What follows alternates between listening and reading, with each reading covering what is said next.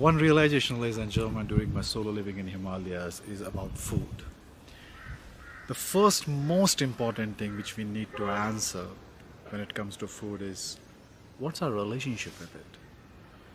Whether you have a good relationship or a bad relationship, I don't think there is any type of other relationship. Either we have a good relationship with something or a bad relationship with something, or we have a no relationship with something, right? Either we like it or don't like it. That's how we have been conditioned. The moment you live in equanimity, where you surrender the liking and disliking, then you become. So, what's the relationship with the food? Your relationship is always based upon the memory attached to that someone or something, isn't it?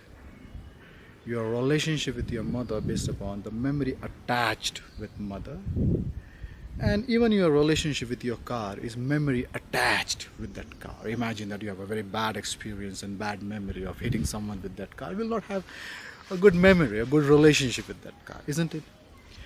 So, ladies and gentlemen, boys and girls, sirs and ma'ams, the first thing which you need to answer whether your relationship is good or bad. If it is bad, then you have to heal it. I have a very bad relationship with food because of XYZ reason, but because I had a bad relationship and because I'm living solo, that is a perfect recipe for disaster. That you have a bad relationship with food, no one is cooking food for you, you have to take care of your food. And then I started thinking about it, started watching those thoughts without any feelings within my capacity. Then I realized going deeper and deeper and deeper in this. Then I realized one way of redefining that relationship with the food is, if it is bad, one way of healing it is knowledge. It's like you start taking cooking classes or you start having your good kitchen, then slowly you acquire little knowledge, you have resources, slowly you indulge yourself in that process, and then because you are acquiring knowledge, that knowledge becomes your pride, and because that pride is the memory now, that becomes your reason to build a good relationship with food or with anything. So I'm in the process of acquiring knowledge, taking cooking classes, and then of course cooking food for myself. Most of the time I get lazy and I eat fruits. But then I started going deeper and deeper about what has been told by that city manual about food. About food is like one thing which I've heard several times, and then I was pondering whether I should follow that or I should surrender that. Because within my capacity, I'm trying to surrender everything what I have learned from that city manual without I personally approving it. And food is important, ladies and gentlemen. Is there anything more important than food? It's like every other animal on the planet Earth gets up in the morning and the first task is to find food. We are the only animal on the planet Earth who doesn't know how to find food. We know how to buy food, but we don't know how to find food, isn't it? So,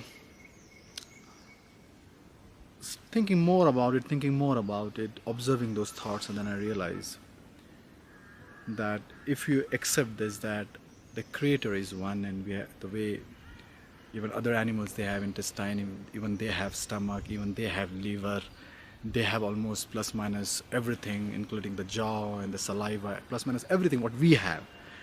So but they don't have the city manual, they don't have the instruction given by someone that you should do something like this only, or you should eat like this only. So most of the animals,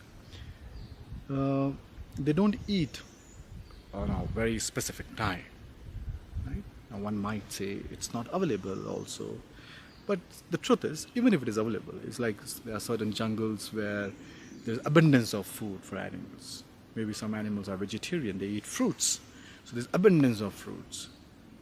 So do they eat whole day? No. Do they eat at a specific time? No. They might be eating, very careful using the word might, they might be eating only when they're hungry, right? Because their relationship with food is that if I'm hungry, if this is a machine, if I'm hungry, then I need food, I need fuel. Now understand, when you feel hungry, Now, it's very easy, unfortunately, even for many years, for almost 40 years of my life, I never observed that feeling of hunger. Because even before you're hungry, the food is there. Why? Because the time is there. It's like in corporate, when I was in corporate, it's like, doesn't matter whether you're hungry or not hungry, it's 1:30, you have to eat. Maybe early in the morning you had good chicken, which is still there in your stomach, you had very heavy, but still, 1:30, eat. So you develop the habit of eating. Not when you are hungry, but it's completely time dependent. At that specific time, eat. But because if you decide to surrender the whole concept, and if you start observing your hunger and you say, okay, I will eat only when I am hungry, the first rule I made in my life, that whenever I am hungry, there has to be food in my stomach, not abundance of food. And then you feel when you are not hungry, when you are just satisfied with the food, right? I think all the animals might be doing this only, that they eat when they are hungry and they stop when they feel that it's enough. And it's also based upon whether you need that fuel or not in your body. For example, I heard someone saying this, that you should eat only once at a time. It's like maybe in the evening or 4 or 5, you just eat once and that is enough. And the whole science and the logic of the digestion should is a very complex process, and we should not be keeping our body busy throughout the day in that complex process. It's like, come on, if it is a complex process, it has to be complex process for other animals too. If that is the right way of eating exactly only once in a day at one specific time, then it has to be followed by other animals also, because we are not talking about a culture here. We are talking about breathing, eating. These are very natural phenomena, right? We don't have to learn this from someone. We have to observe ourselves, and you have to observe what other animals, which are very close to us, what they are doing. So imagine the animals who are running whole day, walking a whole day, have to eat whole day because they are spending whole calories there. But many of us, like, we are sitting whole day, we are not even investing those calories, and because it's time for lunch, dinner and breakfast, we eat. Absolutely make no sense to me. Zero sense to me. So I surrendered the whole concept of having this lunch, dinner, breakfast. Started building my whole relationship with food. The only way to build new relationship is to build new memory. You cannot delete the memory, but at least you can develop new memory. And when this new memory is thick and long, it automatically replaces the old memory. That becomes a history then. That it doesn't have that impact, because the new memory will have more impact on that particular relationship. So, ladies and gentlemen, boys and girls, sirs and ma'ams, one realization about food.